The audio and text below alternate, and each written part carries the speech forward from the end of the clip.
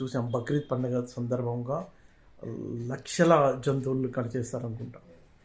ఆ డేటా ఏమన్నా ఉందా? ఆ మెటీరియల్, ఆ సరుకు అంతా ఇక్కడ మనకు సప్లై చేసే తాహత తెలంగాణకి లేదు.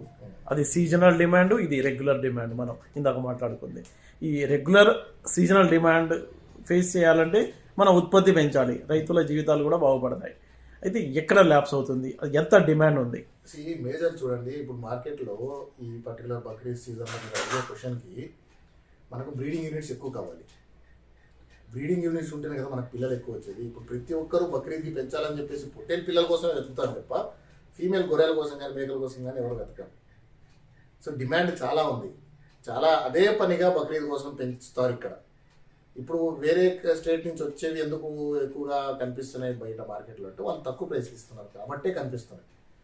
అది మరుగుజ్జులు ఇట్లాంటివి. సో ఆ టయానికి వాళ్ళకు సేల్ అయిపోతే చాలా. దీంట్లో ఈ మధ్యలో ఉన్న ట్రేడర్స్ కూడా వచ్చేస్తారు అనమాట. అంటే ఆ టైం బీయింగ్ ఒక 100 జీవాలు తెచ్చుకొని ₹1 లాభంతో, అంటే ఒక ₹100 ₹1000 లాభంతో 500 రూపాయలు. ఎంత డిమాండ్ ఉందండి హైదరాబాద్ లో? ఎన్ని డిమాండ్? మీకు చాలా డిమాండ్ ఉందండి. ఎన్ని లక్షల మేకలు కట్ అవుతాయి? బక్రీద్ డేటా అయితే నా దగ్గర ప్రెసెంట్ లేదు, బట్ ఈ రెగ్యులర్ బేసిస్ కన్నా 10 టైమ్స్ ఎక్కువ ఉంటుంది. ఓకే, 10 టైమ్స్ ఎక్కువ ఉంటుంది. మనం పర్ డే 50K అనేసి మనం అంటున్నాం కదా, అట్లా 10 టైమ్స్ మోర్ ఉంటుంది. ఓకే, ఇంకా ఎక్కువ కూడా ఉండొచ్చు అనమాట. సో మేజర్ ఏంటంటే బ్రీడింగ్ యూనిట్స్ ఎక్కువ కావాలి. అవి పెంచడానికే మనకు NLM స్కీమ్ అనేది పెట్టారు యాక్చువల్లీ. అలా బ్రీడర్స్ ఎక్కువైతే పిల్లల ఎంట్రీ ఎక్కువ ఉత్పత్తి అయింది. అవి మనకు మన స్టేట్కి కానీ ఏ స్టేట్కైనా కానీ మొత్తం నేషనల్ లెవెల్ కాబట్టి మొత్తం ఆల్ ఇండియా ఉంది. సో అందరికీ వర్కౌట్ అవుతుంది అనేసి చేయడం అనేది జరిగింది. సో వీటిలోకి యువత రావాలి, వచ్చి ఫెయిల్ అవ్వకుండా సక్సెస్ అవ్వడానికి ఏమేమి స్టెప్స్ తీసుకోవాలో వాళ్ళు చేసుకొని రావాలన్నమాట. సో ఇక్కడ ఛాలెంజెస్ ఉన్నాయండి, చాలా ఛాలెంజెస్ ఉన్నాయి. అది సహజం, ఛాలెంజెస్ అనేది. స్పేస్ అయితే ఉంది. ఇప్పుడు మనకు అద్భుతమైన వినియోగం ఉంది కాబట్టి ప్రొడక్షన్ కావాలి. ప్రొడక్షన్కి సీజనల్ కావాలి, రెగ్యులర్ కావాలి. చూడండి, NLM స్కీమ్ అనేది గొర్రెలకు మాత్రమే, మేకలు గొర్రెలకే, పొట్టేళ్ళకి ఉండదు, మేల్కి ఉండదు, ఓన్లీ ఫీమేల్స్కే ఉంటుంది. ఎందుకంటే వాళ్ళు ఇంకా మన దగ్గర ప్రొడక్షన్ పెంచాలి అనే ప్లాన్తో NLM స్కీమ్ తీసుకొచ్చారు. అలా మన సైడ్ మన వాళ్ళు ఇప్పుడు ఏంటంటే మన సైడ్ కొంచెం రియల్ ఎస్టేట్ ఎక్కువైపోయి కూడా డబ్బులు ఎక్కువైపోయి చాలా మంది అసలు లేబర్ అనే వాళ్ళు దొరకట్లేదు మనకు. ఇక్కడ మెయిన్ ఛాలెంజ్ లేబర్ దొరకట్లేదు. నేను ఫామ్ పెడతా, నేను ఇప్పుడు ఫామ్ పెట్టి 7 months, అంటే నాకు 9 years నుంచి ఎక్స్పీరియన్స్ ఉంది. కానీ మధ్యలో గ్యాప్ వచ్చింది ఆఫ్టర్ లాక్డౌన్, మన సెకండ్ లాక్డౌన్ తర్వాత గ్యాప్ ఇచ్చాను. నేను రీసెంట్గా జూన్లో స్టార్ట్ చేశాను. జూన్ నుంచి ఇప్పుడు ఏంది జనవరి 5 members జోడీస్ని మేము మార్చాల్సి వచ్చింది అన్నమాట. అంటే ఎంత ఉంది చూడండి. ఇప్పుడు కూడా బీహార్ నుంచి వచ్చిన ఒక వీళ్ళు చూసుకుంటున్నారు. మన తెలంగాణ కానీ ఆంధ్రాలో కానీ ఇంతకుముందు ఎలా అయితే మనకు లేబర్ దొరికే వాళ్ళు పనిచేయడానికి ఇప్పుడు దొరకట్లేదు. అదొక సమస్య, చాలా మెయిన్ ఛాలెంజ్ ఇది. ఇంతకుముందు ఇంటికి కొంతమంది పెట్టుకునే వాళ్ళు ఇప్పుడు అది కూడా గలీజు, అది ఇది. రియల్ ఎస్టేట్ ఒక రీజన్. రియల్ ఎస్టేట్ వల్ల ఇంకోటి ఏంటంటే రెగ్యులర్ కూలీల ప్రైస్ కూడా ఇక్కడ చాలా హై అయిపోయింది అనమాట. దానికి వెళ్తే కనుక కొంచెం ఎక్కువ ప్రైస్ ఇస్తున్నారని చెప్పేసి కూలీ రేట్లు కూడా ఎక్కువ అయిపోయినాయి. దీనివల్ల చాలా మంది మన తెలంగాణ ఆంధ్ర నుంచి ముందుకు రావడానికి భయపడుతున్నారు. ఇప్పుడు కూడా మాకు చాలా రిక్వైర్మెంట్స్ వస్తుంటాయి, సార్ లేబర్ లేరు, మాకేమైనా ఒక జోడీని మీరు ప్రొవైడ్ చేయగలరా అని అడిగారు చాలా మంది. ఆ ఒక్క హెల్ప్ తప్ప ఏమైనా చేస్తాం ఎవరంటే. నేను ఇప్పుడు ఎంత టైం పట్టిందండి మొత్తం గొర్రె రావడానికి? మీకు గొర్రె అంటే కట్ చేసే ఇంకా మార్కెట్లో సేల్ చేసే పొజిషన్ రావాలంటే మీ దగ్గర బ్రీడింగ్ యూనిట్ ఉంది, మీ దగ్గర పిల్ల మదర్ ఉంది. మదర్ని బాగా చూసుకుంటే పిల్ల చాలా తొందరగా గ్రోత్ వస్తుంది. Within 3 to 4 months 20 kg reach అవుతుంది. మీరు పెట్టే ఫుడ్ కరెక్ట్గా ఉంటే, ఫుడ్, వ్యాక్సిన్, డివార్మింగ్, ఇవి చాలా ఇంపార్టెంట్. మీరు కరెక్ట్గా ఇవి కనుక చేసుకుంటే పుట్టిన పిల్ల 3 నెలల నుంచి 4 నెలల లోపలే 15 నుంచి 20 kg పెరుగుతుంది. మనం 30 kg, 35 kg, 40 kg అంటే ఒక్కొక్క ఏరియాల ప్రాంతం. మనకు హైదరాబాద్లో ఏంటంటే 20 kg అనిమల్కి ఎక్కువ డిమాండ్. అదే కొంచెం ఇటు అటు వెళ్ళామంటే కొంచెం పెద్ద అనిమల్. మా ఆంధ్ర సైడ్ వెళ్ళారంటే 30 kg, 35, 40 kg, ఎంత పెద్ద అనిమల్ అయినా. కర్నూలుకి వెళ్ళండి మీరు, ఎంత పెద్ద అనిమల్ అయినా కోస్తారు. అక్కడ 60-70 kg అనిమల్ కూడా కోస్తారు. మీరు ఒక పర్సనల్ క్వశ్చన్ అండి, మీరు సాఫ్ట్వేర్లో ఎక్కువ సంపాదిస్తున్నారా, గుడ్ ఫార్మింగ్లో ఎక్కువ సంపాదిస్తున్నారా? అది చెప్పకూడదు తెలీదు. బట్ అంటే స్ఫూర్తి కోసం అడుగుతున్నా. యువతలో స్ఫూర్తి అంటే జాబ్ చేయడమే గొప్ప అనుకుంటారు కదా. మీరు ఐటీ ఇండస్ట్రీలో సాఫ్ట్వేర్లో కీలకంగా ఉండి కూడా మళ్ళీ గుడ్ ఫార్మింగ్ వైపు దృష్టి పెట్టారంటే యువత మిమ్మల్ని స్ఫూర్తి తీసుకోవడానికి? నాకేంటంటే ఎక్స్ట్రా ఇన్కమ్ ఒకటి కావాలి. నేను ఏదైతే శాలరీ వస్తుందో దాంతో ఎక్స్ట్రా ఇన్కమ్ ఒకటి కావాలి, సేఫ్టీ కావాలి నాకు. ఈ జాబ్స్ అనేవి ప్రైవేట్ జాబ్స్, మార్కెట్ చూస్తూనే ఉంటారు మీరు, అప్ డౌన్, లే ఆఫ్స్ అయిపోయినాయి, చాలా మందిని తీసేశారు, ఇలాంటివి ఉంటాయి. మనం ఎప్పుడు ఏ టైంలో ఆట వస్తుందో తెలియదు. ఇదేంటంటే ఒక బిజినెస్, నేను ఈ ఫీల్డ్లో బిజినెస్ చూసుకున్నాను. ఇది నేను ఒక్కసారి నేర్చుకుంటే నాకు లైఫ్ టైం నడుస్తుంది. సో నా సేఫ్టీ కోసం నేను ఎక్స్ట్రా టైం తీసి, ఆఫీస్ తర్వాత కూడా ఎక్స్ట్రా టైం తీసి, నా సాటర్డే సండేస్ని ఫ్యామిలీకి ఇవ్వకుండా దీనికి ఇచ్చి నేను నేర్చుకోవడం వల్ల నాకేంటంటే రేపటి రోజున ఏదైనా కానీ నేను వీటిల్లో సంపాదించుకోగలను. అదే ఐటీ ఫీల్డ్ ఎట్లుందంటే ప్రజెంట్ ఉన్న మార్కెట్ ప్రతి 5 సంవత్సరాలు ఒక టెక్నాలజీ మారిపోతుంది. ఈరోజు నేను నేర్చుకున్న టెక్నాలజీ 5 సంవత్సరాల తర్వాత అది డౌన్ అయిపోయి ఇంకోటి ఏదైనా అవ్వచ్చు, మళ్ళీ నేను అది నేర్చుకోవాలి, మళ్ళీ దాంట్లో ఎక్స్పర్ట్ అవ్వాలి. గోట్ ఫార్మింగ్ అలా ఏం లేదు, వన్ టైం లర్నింగ్ కదా, వన్ టైం నేను లర్నింగ్ చేసుకుంటే నా లైఫ్ అంతా పడి ఉంటుంది. అవును, ట్రేడింగ్ అవుతూనే ఉంటుంది. ఓకే. సో ఎక్స్ట్రా ఇన్కమ్, నా సేఫ్టీ కోసం నేను ఈ ఫీల్డ్ అనేది సెలెక్ట్ చేసుకున్నాను. అంటే నాకు ప్యాషన్ ఉంది, అనిమల్స్ అంటే ప్యాషన్ ఉంది. వాటికి ఏమవుతుంది, వాటికి ఏమన్నా అయితే ఏం చేయాలి, ఏమి రాకుండా, వ్యాధులు రాకుండా ఎలా చూసుకోవాలి, ఇవన్నీ నేను ఒక 9 ఇయర్స్గా నేను స్టడీ చేసుకుంటూ 4 ఇయర్స్గా నేను ట్రైనింగ్ ఇస్తున్నాను. దాదాపు 3000+ మెంబర్స్కి నేను ట్రైనింగ్ ఇచ్చేప్పటికి ఎవ్రీ మంత్ ఒక ట్రైనింగ్ పెడతాను, ఎవ్రీ మంత్ వస్తాను నా దగ్గరికి. అంటే అంత అవగాహన పెరిగి జనాలు ఆసక్తిగా ఉన్నారు గోట్ ఫార్మింగ్కి వెళ్ళాలి అని. కాకపోతే అధికారులు కానీ ప్రభుత్వాల నుంచి సరైన సహకారం అందకపోవడం వల్లే అవి గ్రౌండింగ్ కావడం లేదు అనుకోవచ్చా? సహకారం కూడా అందుతుంది, లేబర్ ప్రాబ్లం అని నేను మెయిన్గా చెప్పాను. అండ్ చాలా మంది ఇప్పుడు రీసెంట్గా నేను ఒక విన్నది ఏంటంటే 2 ఫార్మ్స్ పెట్టారు పక్క పక్కన. ఈ పక్క పెట్టిన అతనేమో నా దగ్గర ట్రైనింగ్ వచ్చాడు, అతను రాలా, నాకు తెలియదు అసలు ఆయన ఇతను చెప్పాడు అనమాట. ఈయన యానిమల్స్ తెచ్చాడు, ఆయన యానిమల్స్ తెచ్చాడు, ఈయన తెచ్చినప్పటి నుంచి గైడ్ లైన్స్ నడిచాడు. అతను ఏం చేశాడో తెలియదు, ఇతన్ని కూడా అడిగాడో లేదు తెలియదు. ఒక 30-40 యానిమల్స్ చనిపోతానే సమ్ డిసీజ్ అనిమల్ తెచ్చేసుకున్నారు, తెలియదు. అవి వచ్చిన తర్వాత వాళ్ళ ఫీడ్ సెట్ అవ్వగలో లేదంటే డిసీజ్తో వచ్చాయో 30-40 యానిమల్స్ చనిపోతానే ఇంకా నేను ఫామ్ ఎత్తేస్తున్నా, నాకు ఇది వర్కౌట్ అవ్వలేదు అనేసి 400-500 యానిమల్స్లో నువ్వు తెచ్చిన 30-40 యానిమల్స్కి నువ్వు డిసప్పాయింట్ అయిపోతే అంటే నీకు ఉండాలి, అరే ఏం జరుగుతుంది, దాన్ని ఎలా మనం సెట్ చేసుకోవచ్చు అనే ఇది ఉండాలన్నమాట. అలా లేకపోతే ఈ ఫీల్డ్లో కష్టం, పాజిటివ్ దీంతో పోవాలి. చాలామంది ఏంటంటే ఈజీగా డిసప్పాయింట్ అయిపోతారు, అలాంటి వాళ్ళకి బిజినెస్ సెట్ అవ్వదు. ఇప్పుడు మీట్కు సంబంధించి తెలంగాణలో బాగా డిమాండ్ ఉంది, కానీ ఇతర రాష్ట్రాల నుంచి మేకల్ని గొర్రెల్ని తీసుకునే దుస్థితి ఉంది. అంటే మన దగ్గర ఉత్పత్తిని, క్రాప్ని పెంచుకోలేమా మీట్ని? చాలా బాగా పెంచుకోవచ్చండి, మన సైడ్ మన ఆంధ్ర తెలంగాణలో కూడా పెంచుతున్నారు. బట్ ఇంకా మనకేంటంటే ఇప్పుడు NLM స్కీమ్ ఒకటి ఉంది, మనకు నేషనల్ లైఫ్ స్టాక్ మిషన్, దాని త్రూ ఇంకొంతమంది ఎంటర్ప్రీనర్స్ అనేది ఈ ఫీల్డ్లోకి ఎంటర్ అయితే ఖచ్చితంగా మనం బయట స్టేట్స్ నుంచి తెప్పించుకోవడం కన్నా మన ఓన్ ప్రొడక్షన్ చేసే ఛాన్స్ ఎక్కువ ఉంది. ఎందుకంటే జస్ట్ మీరు హైదరాబాద్ డేటా ఒకటి తీసుకుంటే పర్ డే పర్సనల్ యూజెస్ కోసం, మ్యారేజెస్ కోసము 18,000 షీప్ అండ్ గోట్ కట్ అవుతున్నాయి. ఇంకా ఇది కాకుండా ఎక్స్ట్రాగా రెస్టారెంట్స్కి అట్లా ఒక 10,000 ఇలా అనేసి టోటల్గా 50,000 షీప్ కట్ చేస్తున్న డైలీ అని చెప్పేసి మెయిన్ ఉంది. ఇప్పుడు మన తెలంగాణ మీట్, మన తెలంగాణ షీప్, తెలంగాణ ఆంధ్ర షీప్కి అండ్ ఏదైతే వేరే స్టేట్స్ నుంచి వస్తున్నాయో ఆ మీట్కి చాలా తేడా ఉంటుందన్నమాట. సో ఇక్కడ డిమాండ్ ఉండడం వల్ల కొంచెం అక్కడ ప్రైజెస్ కొంచెం తక్కువగా ఉండడం వల్ల ఇక్కడికి అవి తీసుకొచ్చి కొంతమంది ట్రేడర్స్ అమ్మడం వల్ల వాటికంటూ డిమాండ్ అనేది క్రియేట్ అయింది. సో దీనికి మెయిన్ కారణం ఏంటంటే వేరే స్టేట్స్లో సరిగ్గా పెరగని, అంటే సరిగ్గా మేత లేక తల్లి దగ్గర గ్రోత్ రాని పిల్లలు, పాలు లేక గ్రోత్ హ్యాంపర్ అయిపోయిన పిల్లలు, మరుగుజ్జు లేకపోతాయి కదా, అలాంటి పిల్లలన్నీ వారు సైడ్ చేసి ఇవన్నీ వేస్ట్ మెటీరియల్ అని చెప్పేసి తక్కువ రేటుకి అమ్మేస్తారు. అవి ఇక్కడికి వస్తున్నాయి. ఇది మనం కన్స్యూమర్స్కి తెలియదు, మనం తినే వాళ్ళకి తెలియదు. మేము ఈ ఫీల్డ్లో ఉండి చూస్తున్నాం కాబట్టి ఏంటి, కొన్ని మార్కెట్స్ ఉన్నాయి మనకి ఇక్కడ, జియాగూడ మార్కెట్, చెంగిచర్ల మార్కెట్, చాలా ఉన్నాయి మార్కెట్స్. అక్కడికి వెళ్ళి లైవ్గా చూస్తే మనకు అర్థమవుతుంది అనమాట ఎందుకు ఆ తక్కువ రేటుకి వస్తున్నాయి. అంటే ఇవన్నీ ఒక వేస్ట్ మెటీరియల్, వాటికి ప్రాపర్ న్యూట్రిషన్ లేక, ఫుడ్ లేక మరుగుజ్జులు అయిపోయినవన్నీ తీసుకొచ్చి వాళ్ళు ఇక్కడ సేల్ చేసేస్తుంటే చాలా తక్కువగా వస్తాయి, అవసరానికి అమ్ముకునే వాళ్ళది అవి చాలా తక్కువ వస్తాయి. ఇలాంటివి ఎక్స్ట్రా మెటీరియల్ అంతా 90%, 95% వస్తే 5% వస్తుంది అనమాట. ఇవన్నీ తక్కువ రేట్లో తీసుకొని మంచి ప్రైస్కి అమ్ముకోవాలనేసి ఇక్కడ కొంతమంది చేస్తున్న ప్రయత్నం ఏదన్నమాట. మన దగ్గర పెరిగిన, మన ఆంధ్ర తెలంగాణ ఈ ప్రాంతాల్లో పుట్టి పెరిగిన పిల్లలు, వాటి టేస్ట్ అది సపరేట్గానే ఉంటుంది అనమాట. ఇది జనాలకు తెలియదు. కొన్ని రోగాలు వచ్చింటే వాటిని ఇంజెక్షన్స్ అవి వేసి కాపాడుకుని ఉంటారు. అవి అలా ఇంజెక్షన్స్ ఎక్కువ వేయడం వల్ల యాంటీబయాటిక్స్ గ్రోత్ రావన్నమాట. ఇంకా వాటిని పెంచడం, ఇంకా కొన్ని నెలలు వాటిని పెంచడం వేస్ట్ అనేది కూడా అమ్మేస్తూ ఉంటారు. ఇప్పుడు ఈ పెంపకం చేయడానికి రైతులకు ఎందుకు సపోర్ట్ చేయటంలా అధికారులు? సపోర్ట్ చేయడం లేదని కాదండి, సపోర్ట్ చేస్తున్నారు కాబట్టి మనకి ఎల్ఎన్ఎం స్కీమ్ వచ్చింది. కాకపోతే దీంట్లో దిగడానికి కొద్దిగా అనుభవం అనేది కావాలి, కొంచెం ట్రైనింగ్ అనేది అవసరం ఉంటుంది.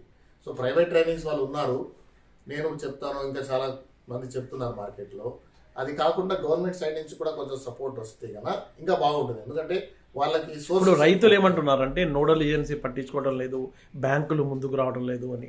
ఈ సమస్యని ఇప్పుడు రైతు అనే వ్యక్తి ఎవరి దగ్గర తన గోడు వినిపించుకోవాలి? అతను అప్లై చేయాలనుకుంటున్నాడు, ఆన్లైన్లో అప్లై చేస్తున్నాడు గోడ్ ఫామ్ కోసం. అది ఆ స్టెప్ ముందుకు జరగడం లేదు. నోడల్ ఏజెన్సీ దగ్గర ఆగిపోతుంది, బ్యాంక్ దగ్గర ఆగిపోతుంది. దీన్ని ఎక్కడ చెప్పుకోవాలి రైతు? ఇది ఎక్కడ చెప్పుకోవాలనేది కాదండి, బ్యాంకుకి ఏం అవసరం లేదు. ఎందుకంటే నాకు తెలిసిన చాలా మందికి శాంక్షన్ అయింది. కొంతమంది 2 సంవత్సరాలు ఇబ్బంది పడి కూడా బ్యాంక్ వాళ్ళు చెప్పిన రిక్వైర్మెంట్స్కి రీచ్ అవుతున్నారు, తర్వాత శాంక్షన్ అవుతుంది. నాకు చాలా మంది తెలుసు కదా, కాంటాక్ట్ అవుతూనే ఉంటాను. సో వాళ్ళకి అసలు ఏం కావాలనేది చూడాలి. బ్యాంక్ వాళ్ళు కూడా ఏంటంటే మనీతో కూడింది. వాళ్ళు ఎంత షూరిటీ పెట్టుకున్నా కానీ నువ్వు పెంచగలవా లేదా అంటే, ఇప్పుడు ఒక 500 గొర్రెలు ప్రాజెక్ట్ మీరు తీసుకుంటున్నారంటే 500 గొర్రెలు తినిపించడానికి నువ్వు గడ్డి వేసుకోవడానికి కూడా ల్యాండ్ కావాలి కదా. నా దగ్గర 2-3 ఎకరాలే ఉంది, నేను 500 గొర్రెలు పెంచాలనుకుంటున్నా అంటే అది 100 గొర్రెలకు సంబంధించింది. 100 గొర్రెలకు మనకు 3 ఎకరాలు కావాలి. అట్లాంటిది 500 గొర్రెలకి, 500 గొర్రెలకే కాదు, మళ్ళీ దాని నుంచి వచ్చే పిల్లలు కూడా ఉంటాయి కదా, వాటికి కూడా పెట్టేకుండాలి కదా. సో మీకు మినిమం 20 ఎకరాల భూమి ఉండి లీజ్కి తీసుకుంటారా, మీ ఓన్ భూమి ఉన్నా కానీ లీజ్కి తీసుకున్నా దానికంటూ కండిషన్స్ ఉన్నాయి. 5 to 10 years లీజ్ పీరియడ్ రాపించుకోండి. ఎందుకంటే ఈ ప్రాజెక్ట్ పెద్దది కదా, 1 సంవత్సరం 2 సంవత్సరాలు అయ్యేది కాదు. సో దానికోసం అనేసి ఒక 5 to 10 years లీజ్ రాపించుకొని కండిషన్స్ చెప్తారు. ఆ కండిషన్స్ మీట్ అయితే ఖచ్చితంగా లోన్స్ అనేవి శాంక్షన్ అవుతున్నాయి. ఇక్కడ నోడల్ ఏజెన్సీ దగ్గర ఉన్న గ్యాప్ ఏంటి అంటే వాళ్ళ దగ్గర నుంచి ఫైల్ మూవ్ అవ్వాలి. నోడల్ ఏజెన్సీ అంటే వాళ్ళు షార్ట్ లిస్ట్ చేస్తారు, వీళ్ళు ఎవరు ఏంటి, కరెక్ట్గా అవుతుందా లేదా అనేసి వాళ్ళు చూసి, వాళ్ళకు ఉంటాయి కదా పైనుంచి వాళ్ళకు. నేను విన్నా అనమాట. సో పైనుంచి మాకు ఆర్డర్స్ రాలేదు కాబట్టి ఫైల్స్ అన్ని హోల్డ్లో ఉన్నాయి. సో ఎప్పుడైతే ఆ పర్టికులర్ మినిస్టర్ కానీ వాళ్ళు ఎవరన్నా ఇచ్చేసినప్పుడు అవి మూవ్ అవుతున్నాయి. అవ్వడం లేదని స్టాప్ అయిపోయిందని ఏం లేదు. But there is a slow process. ఎందుకంటే ఎవరు ఇప్పటివరకు అప్లై చేసినా కానీ సంవత్సరం కన్నా తక్కువ పీరియడ్లో ఎవరికి రాలేదు. 1-2 సంవత్సరాల టైం పట్టింది. ఓపిక పట్టుకొని ఉండాలి. సో ఈ ఓపిక పట్టుకొని ఉండాలనే టైంలో మీరు అసలు మీకు ఎక్స్పీరియన్స్ ఉందా లేదా, లేని వాళ్ళు మాత్రం మీరు ఎంత బ్యాక్ ఎండ్ వర్క్ అంటారు అన్నమాట, గ్రౌండ్ వర్క్ అంటారు. ఎక్కువ ఫార్మ్స్ తిరగండి, ట్రైనింగ్స్ ఉంటే అటెండ్ అవ్వండి, ఫార్మ్స్లో రెగ్యులర్గా విజిట్ చేయాలి. ఇది ఎట్లా అంటే ఇట్స్ నాట్ సింపుల్, ఇది చాలా సింపులే, కానీ మీకు ఆ పద్ధతి అనేది తెలియదు. ఇప్పుడు ఒక ఇల్లు కట్టాలి, మనము ఒక స్థలం ఉంది, మీరు ఏం చేస్తారు? ఫస్ట్ ప్లానింగ్, ఇంత స్థలంలో ఎంత బిహెచ్కే వేయచ్చు, ఎంత పిల్లర్ వేస్తే, ఎంత బేస్మెంట్ గట్టిగా వేస్తే అంత అన్ని ఫ్లోర్స్ ఎక్కించవచ్చు. సో అట్లా దీంట్లో కూడా కొన్ని బేసిక్ కాన్సెప్ట్స్ ఉన్నాయి. ఆ బేసిక్ కాన్సెప్ట్స్ అనేటివి నేర్చుకోవాలన్నమాట. చాలా మంది నాకు వచ్చే వాళ్ళు ఏంటంటే, మేము 50 animals తెచ్చేసుకున్నాం, 100 animals తెచ్చేసుకున్నాం, వాటికి ఏం పెట్టాలి? తెచ్చుకున్న తర్వాత కాదు, తెచ్చుకోక ముందు కదా మీరు ఆలోచించాల్సింది. వాటికి ఏం కావాలి ఏంటి అనేది తెలుసుకున్న తర్వాత. ఇప్పుడు రైతు ఏం చేయాలంటారు? రైతు ఇప్పుడు ఆన్లైన్లో అప్లై చేశాడు, ఇప్పుడు నెక్స్ట్ స్టెప్ ఏంటి అయింది? నోడల్ ఏజెన్సీ దగ్గర, బ్యాంక్ దగ్గర క్లియర్ అయ్యి ఆ ప్రాజెక్ట్ తెచ్చుకోవడం ఎలా? మీరు శిక్షణ ఇస్తున్నారు కదా, మీరు ఇచ్చిన సూచన అండి రైతులకు. అంటే మెయిన్గా నోడల్ ఏజెన్సీ దగ్గర స్టాప్ అయ్యి అక్కడి నుంచి మూవ్ అయ్యేవి నాకు ఇంతవరకు ఎక్కువ కేసులు రాలేదంటే బ్యాంక్ దగ్గర స్టాప్ అయినా వచ్చి, బ్యాంక్ దగ్గర ఉన్న కష్టాలు మీకు చెప్పాను. వాళ్ళు నువ్వు ఇంత ల్యాండ్లో నువ్వు ఎలా పెంచుతావు, వాళ్ళు అడిగిన క్వశ్చన్స్కి వీళ్ళు ఆన్సర్ ఇవ్వగలగాలి. అనుభవస్తుడైన ఫార్మర్ అనుకోండి చేస్తాడు, అనుభవం లేదనుకోండి అతనికి ఏం తెలియదు కదా, ఆన్సర్ ఇవ్వలేక అలా. ఇప్పుడు ఇంటర్వ్యూ పోతాం, మనము అడిగిన క్వశ్చన్స్ కరెక్ట్గా ఆన్సర్ ఇస్తే యువర్ పాస్, లేదంటే ఫెయిల్ అయిపోతారు కదా. అట్లా సేమ్ ఎగ్జామ్ రాసినట్టే. ఓకే, నోడల్ ఏజెన్సీ దగ్గర అది పైనుంచి ఉంటాయి వాళ్ళకి ఆర్డర్స్, ఈ పీరియడ్లో వదలండి, ఈ పీరియడ్లో హోల్డ్ చేయండి అని చెప్పి. అప్లై చేసిన వెంటనే మనకు 1 month 2 months వచ్చేసేది కాదు కదా, చాలా అప్లికేషన్స్ ఉంటాయి. వాళ్ళు స్క్రీనింగ్ చేసుకుంటూ రావడంలో మేబీ టైం పడుతుండొచ్చు. బ్యాంక్ దగ్గర మాత్రం సో రీజన్స్ నాకు పక్కా తెలుసు కాబట్టి బ్యాంక్ దగ్గర ఎందుకు హోల్డ్ అవుతున్నాయి అనేది చేస్తున్నాం. సో ఈ ఫార్మింగ్లో మేజర్గా వీళ్ళు సఫర్ అయ్యేది ఏంటంటే, ఫార్మర్స్ కొత్తగా వచ్చేవాళ్ళు, వీటి హెల్త్ వీటిలో రోగాలు ఎక్కువ అంటారు. నేను చెప్పను, రోగాలు అంటారు, మరణాలు ఎక్కువ జరుగుతున్నాయి, మోర్టాలిటీ ఎక్కువ అవడం వల్ల ఫెయిల్యూర్ అవుతుంటారు. సో ఇవి ఎందుకు జరుగుతున్నాయనే అవగాహన మాత్రం తెచ్చుకోవడం లేదు. మనం ఎక్కడి నుంచి జీవాలు తెచ్చుకోవాలి, ఎలాంటి జీవాలు తెచ్చుకోవాలి, తెచ్చుకున్న తర్వాత వాటిని ఏమి ఇవ్వాలి, ఏం వాటికి వ్యాక్సిన్స్ కానీ డివార్మింగ్స్ కానీ లేదంటే ఏమైనా సప్లిమెంట్స్ కానీ ఏది ఇవ్వాలి అనే అవగాహన లేకుండా తెచ్చుకుంటున్నాం అనమాట. బేసిక్ స్టెప్ మనం తెచ్చిన తర్వాత ఫస్ట్ ఏం చేయాలి అంటే సీడ్ అంటాం దాన్ని, బేసిక్ స్టెప్ అంటాం అది. బేసిక్ ఇప్పుడు జీవాలని తీసుకురావడం అంటే జీవాలు అంటే సీడే కదా అవి. సో బేసిక్ ఎక్కడ సీడ్ బాగుంది, నెల్లూరా నార్త్ ఇండియానా అట్లా అది కాదు. మెయిన్గా ఏంటంటే మన వాళ్ళందరూ ఈ సంతల మీద డిపెండ్ అవుతారు. ఇప్పుడు నేను జీవాలు కొనాలని వెళ్తే సంతకు వెళ్ళను నేను. ఎందుకంటే సంతలో తీసుకొచ్చి ఆ కుప్ప నిలబెట్టేస్తారు, అన్ని ఇట్లా ముడుకొని ఉంటాయి. ఎప్పుడో పొద్దున్న తీసుకొస్తారు, ఎక్కడి నుంచి ట్రావెల్ చేయించుకొని. దాంట్లో మంచిది ఏది చెడ్డది ఏది తెలియదు. నేను అనిమల్ కొనాలంటే ఒక ఫార్మర్ ఎవరైనా అమ్ముతూ ఉంటే అతని దగ్గరికి వెళ్తా, అనిమల్స్ చూస్తా. ఆయన కూడా ఫామ్లో అదే వాళ్ళ దీంట్లో పెట్టింటారు, చూస్తా. తర్వాత అన్ని మాట్లాడుకున్న తర్వాత అనిమల్స్ బయటికి తీసుకెళ్తాం, మేస్తూ ఉంది, జీవం హెల్దీగా ఉంది అంటే మంచిది. మేయడం లేదు, సైడ్కి అయిపోయిందంటే బాగాలేదని అర్థం. ఇన్ని చూస్తే కానీ నేను ఒక జీవాన్ని కొనను. పొట్టేలు పిల్ల అయినా సరే అతని ఫామ్కి వెళ్ళి అది ఎంత యాక్టివ్గా ఉంది, ఫీడ్ పెడితే తింటుందా లేదా, పరిగెత్తుందా లేదా, నేను పట్టుకోవడానికి వెళ్తే పరుగుతుందా లేదా, ఇవన్నీ చూసిన తర్వాత. ఎందుకంటే బాలేని జీవము ఎప్పుడైనా సైడ్కి వెళ్ళిపోయి మెడ వాల్ చేసి సైడ్గా నిలబడిపోతుంది, ఎక్కడికక్కడ స్టాండర్డ్గా అయిపోతుంటుంది అనమాట. సో ఇలాంటి సిమ్టమ్స్ కనిపించాయి అనుకుంటే ఏదో ప్రాబ్లం ఉంది, దానికి జ్వరం చెక్ చేయాలి, చూడాలి. సో ఎంత ఉంది జ్వరము, దాన్ని బట్టి కూడా మనం చేయొచ్చు. అతను వ్యాక్సిన్ వేసాడా లేదా మనకు తెలియదు.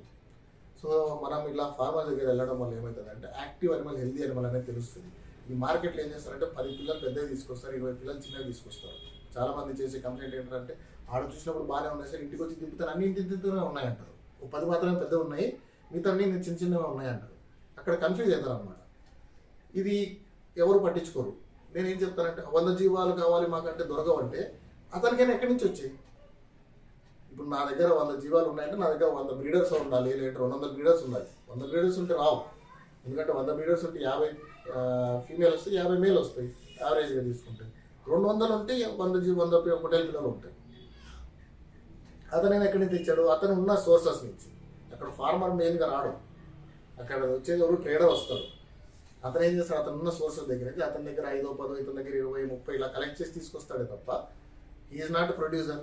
ప్రొడ్యూస్ చేయట్లేదు అతను, ఎక్కడ దొరకడం లేదు. అవన్నీ తీసుకొచ్చి అక్కడ నిలబెట్టి మిమ్మల్ని ఆ రోజు అతనికి ఒక అనిమల్ మీద 100 రూపాయల లాభం వచ్చినా, 500 రూపాయల లాభం వచ్చినా అయిపోయింది అతని బిజినెస్. అతని టార్గెట్ అంతా ఆ వీకెండ్కి ఎక్కడి నుంచి అనిమల్స్ తీసుకెళ్ళి నేను అమ్ముకోవాలి. ఒక్కొక్క దాని మీద 500 లాభము. 10 జీవాలు అమ్ముకున్న అతనికి 5,000 వచ్చేసాయి. 100 జీవాలు అమ్మితే 50,000 వచ్చేసాయి. 1 డేలో అతను అట్లా అన్ని చేస్తుంటాడు అనమాట. సో వీళ్ళందరూ వెళ్ళేది అక్కడ తీసుకొచ్చుకునేది. వచ్చిన తర్వాత అవి బయట మేసి తినే ఇది ఉంటుంది అనమాట. మన దగ్గరకు వచ్చిన తర్వాత మన వాతావరణం మారింది, ఫుడ్ మారింది, అన్నీ మారినాయి. ఏమైతే లూజ్ మోషన్ స్టార్ట్ అయింది, ప్రాబ్లమ్ స్టార్ట్. తెచ్చిన తర్వాత ఏం చేయాలి ఇది తెలియదు. నేనేదో గడ్డి వేసుకున్నా, ఈ ఛానల్లో విన్నా, ఆ ఛానల్లో విన్నా, ఆ గడ్డి వేస్తే ఇవి బాగా పెరుగుతాయి, కానీ వాటికి అలవాట్లేదు కదా, తిన్నా కానీ ఇట్లాంటి సైడ్ ఎఫెక్ట్స్ వస్తాయి. మీరు 4 నెలల కన్నా చిన్న పిల్లలు తెచ్చుకుంటారు చాలామంది తెలియదు. వాడు చెప్పాడు 2 నెలల పిల్లలు, 4 నెలల పిల్లలు నేను తెచ్చేసుకుంటారు. దాని కడుపు కంప్లీట్గా ఫామ్ అయింది. వీటికి అర్రల పొట్ట అంటారు అనమాట, రూమెన్ అంటారు. 4 భాగాలు ఉంటుంది. 4 నెలలు అయితే కానీ అది కంప్లీట్ ఫంక్షనాలిటీలో రాదు. మెయిన్ కడుపులో 4 భాగాలు ఉంటే ఒక భాగం మాత్రమే పెద్దది ఉంటుంది, మిగతా చిన్నగా ఉంటాయి, అవి ఫంక్షనాలిటీలు ఉండవు. సో ఆ టైంలో వాటికి చాలా మృదువైన, మంచి ఈజీగా డైజెస్ట్ అయ్యే ప్రోటీన్ ఫుడ్ కావాలి. అండ్ మదర్ దగ్గర నుంచి లాగేసి ఉంటారు. మదర్ దగ్గర పాలు తాగి పెరగాల్సిన పిల్లల్ని తీసుకొచ్చేసి మీరు ఫీడ్ పెట్టి పెరుగు అంటే అది తిను అంటే తినలేదు, మదర్ని ఎక్స్పెక్ట్ చేస్తూ ఉంటుంది. సైడ్ ఎఫెక్ట్స్ వస్తాయి అన్నమాట. లూజ్ మోషన్స్ అవుతాయి. లూజ్ మోషన్స్లో ఏం చేసుకోవాలి బేసిక్ స్టెప్ కూడా తెలియదు. మనుషులకైనా లూజ్ మోషన్స్ వస్తే ఏం చేస్తారు, ఓఆర్ఎస్ వాడదాగండి అంటారు. ఎందుకంటే బాడీ డిహైడ్రేట్ అయిపోతే బాడీ ఆర్గాన్స్ పనిచేయడం మానేస్తాయి. బాడీకి కావాల్సినంత వాటర్ ఉంటేనే మన బాడీ కరెక్ట్గా ఫంక్షన్ అవుతుంది. ఓఆర్ఎస్ వాటర్ పెట్టరు. ఎవరో ఏదో మందు చెప్తే లేదంటే ఏదో టాబ్లెట్ చెప్తే తీసుకొచ్చి చేసేస్తారు, అక్కడ వదిలేస్తారు. అదే సెట్ అయిపోవాలి, ఒక్క షాట్లో సెట్ అయిపోవాలి అనుకుంటారండి ఈ ఫీల్డ్లో. అది ఇంపాసిబుల్. అది మీరు ఎంత కేర్ తీసుకుంటారో, మన పిల్లలకి ఏదైనా ప్రాబ్లం వస్తే మనం ఎంత కేర్ఫుల్గా చూసుకుంటామో వాటిని కూడా అంత కేర్ఫుల్గా చూసుకుంటేనే అవి మనకు రిటర్న్స్ వస్తాయి. ఇవి చేయరు. లేబర్ ప్రాబ్లం అయితే ఉండనే ఉంది. లేబర్ మనకు దొరకడం కష్టం ఉంది. మంచి లేబర్ని వెతికి పెట్టుకోవాలి. ఒకవేళ అతను వెళ్తే మళ్ళీ మనం రెగ్యులర్ డైలీ లేబర్ అన్నా తెచ్చుకోవాలా, లేదా మనమన్నా చేసుకునే రకం కూడా, లేదా బ్యాకప్లో ఎవరో ఒకరిని పెట్టుకొని ఉండాలి, కాంటాక్ట్స్లో పెట్టుకొని ఉండాలి. ఎవరైతే పోతే వాళ్ళని తెచ్చుకుందాం లేని రకంగా. ఇది ఈ అవగాహన లేక చాలా వరకు నష్టాలు అనేవి జరుగుతున్నాయి. ఇవే మెయిన్ ఛాలెంజెస్. ఓకే, మీరు ఇచ్చే సూచనలు వాళ్ళకి రైతుకి మెయిన్గా ప్రధానంగా మీరు గ్రౌండ్ వర్క్ చేయండి, వెళ్ళండి. 10 మందిని అడిగితే 10 మంది మీకు ఇన్ఫర్మేషన్ ఇవ్వరు. మేము నేర్చుకునేటప్పుడు మేము 100 మంది దగ్గర తిరిగితే ఒక్కటి చెప్పేవాడు మాకు. ఇప్పుడు చాలామంది ఉన్నారు నా దగ్గర ట్రైన్ అయిన వాళ్ళు, ఫార్మ్స్ పెట్టిన వాళ్ళు చాలామంది ఉన్నారు. సో మీరు ఫార్మ్స్ విజిట్ చేయండి, నా దగ్గర ట్రైనింగ్కి రండి, వినండి, తర్వాతనే మీరు ఫార్మింగ్లోకి ఎంటర్ అవ్వాలి. నేను ఇచ్చే సలహా అదే. ఫస్ట్ తెలుసుకోండి, తర్వాత గ్రౌండ్ వర్క్ చేయాలి. ఎందుకంటే ఫార్మ్ స్టార్టింగ్ చేయబోతా గ్రౌండ్ వర్క్ చేయడానికి మనకు టైం దొరకదు. ముందే మనం గడ్డి వేసుకోవాలి, తర్వాత షెడ్ కట్టుకోవాలి. ఈ గ్యాప్ ఉంది కదా, లేదా ఇంకా ముందు స్టార్ట్ అవ్వకముందే చేయండి. ఏ సీజన్లో స్టార్ట్ చేయాలి, ఏ సీజన్లో ఏం దొరుకుతుందంటే ఇప్పుడు డ్రై ఫాడర్ దొరుకుతుందండి. నవంబర్, డిసెంబర్, జనవరి, ఫిబ్రవరి, మార్చి నుంచి డ్రై ఫాడర్ దొరకడం తగ్గిపోతుంది. ఈ టైంలో మీరు కలెక్ట్ చేసి పెట్టుకోవాలి. నాకు ఎప్పుడు ఏప్రిల్లో, మేలో నేను ఫామ్ పెట్టుకున్నాను కదా, అప్పుడు వెతుకుదామంటే దొరకదు మీకు. డ్రై ఫాడర్ కంపల్సరీగా ఉండాలి. వర్షాకాలంలో వర్షం ఎక్కువైపోయి తుఫాన్లు పట్టుకుంటే ఏం పెడతారు? ఇది కూడా కేర్ అన్నమాట. ఏదైనా సరే మనం బ్యాకప్లో పెట్టుకొని ఉండాలి. మనకు సరే సడన్గా గ్రాస్ అయిపోయింది, ఏ టైం కరెక్ట్ అండి గుడ్ ఫార్మింగ్కి? ఇప్పుడు సంవత్సరాలలో నేను చూసింది ఏంటంటే ఈ సీజన్ ఆ సీజన్ అని కాదు. మీరు తెచ్చుకునే అనిమల్స్ వ్యాక్సినేటెడ్ అయితే ఎప్పుడైనా స్టార్ట్ చేయొచ్చు. ఓకే, ఏ టైంలో అయినా స్టార్ట్ చేయండి, కానీ ఆ పర్టికులర్ సీజన్కి దాని తర్వాత వచ్చే దానికి వ్యాక్సిన్ చేశారా లేదా అనేది కనుక్కోండి. అంటే రైతులు అంతా లేజీగా ఉంటారా వ్యాక్సిన్ వేయకుండా? వ్యాక్సిన్ చాలా మందికి అపోహలు ఉన్నాయి. వ్యాక్సిన్ వేస్తే ఎదకు రావు, వ్యాక్సిన్ వేస్తే నీరసపడిపోతాయి, వెయిట్ లాస్ అయిపోతాయి అనే ఇది ఉందన్నమాట. వెయిట్ లాస్ అయిపోతాయి అని చెప్పేసి వ్యాక్సిన్ వేయకపోతే ఆ రోగం వచ్చి ఎన్ని జీవాలు చచ్చిపోతాయి, వందల వేలలో చనిపోతూ ఉంటాయి. ఓకే, ఒక వారం వెయిట్ గెయిన్ అవ్వదండి. 0 అంటే 1 కేజీ కూడా పెరగదు అంతే. ఇప్పుడు తెచ్చుకుని వ్యాక్సిన్ వేసుకోలేరా? వేసుకోవచ్చు. అదే నేను చెప్పేది. మీరు ఫార్మర్ దగ్గర తెచ్చుకుంటే అది హెల్దీగా కాదా అని తెలుస్తుంది. తెచ్చుకున్న వెంటనే మనం డివార్మింగ్ చేసి వ్యాక్సిన్ వేసేసుకోవచ్చు.